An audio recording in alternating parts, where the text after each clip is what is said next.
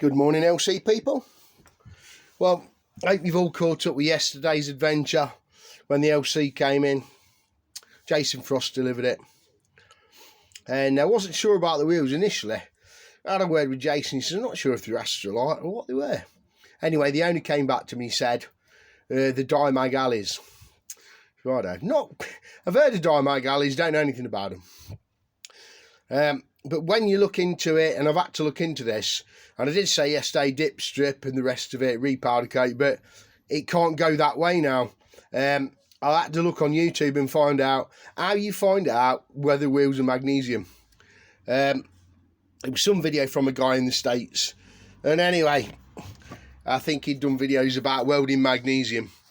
Anyway, he said how you can tell is if you scrape some filings, a few filings off, and they burn, and you put the lighter on and they burn, basically the magnesium. Because you did an experiment showing you what happens with aluminium and what happens with magnesium.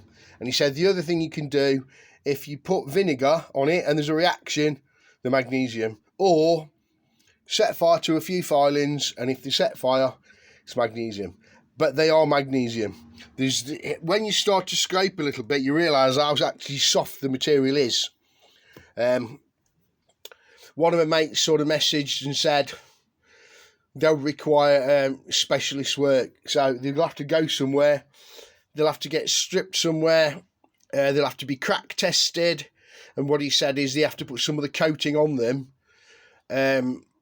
before they're actually repowder coated. So I've got a sneaky feeling that there was something wrong with the process years ago when these were done. So I'm going to go and have the tyres took off them. I'm going to speak to my mate, hopefully later today, and hopefully he'll have the details for me of where they need to be sent to, because it's out of my jurisdiction, stuff like this is.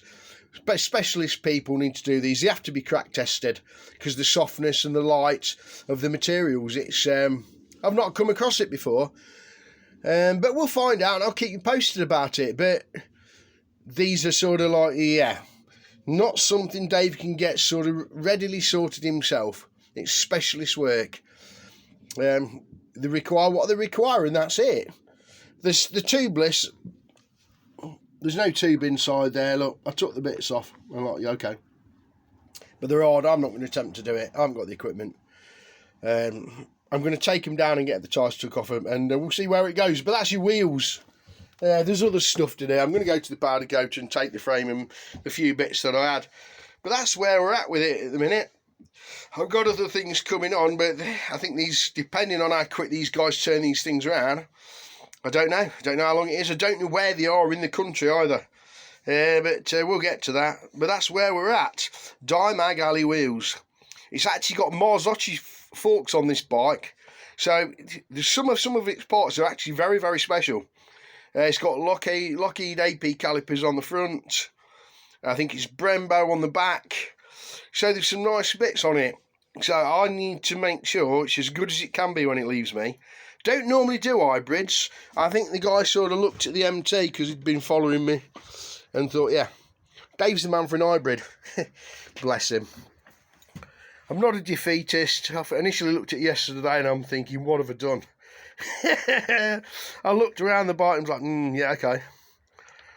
But I could see whoever had it previous to the owner now had, he'd got an idea what he was going to be with it. And I think whatever happened, maybe he had other projects on and somebody asked him and he just sold it on. I don't know. But he wasn't finished. Righto, folks, that's all I'm going to say. I'll keep you posted. Dilly dilly.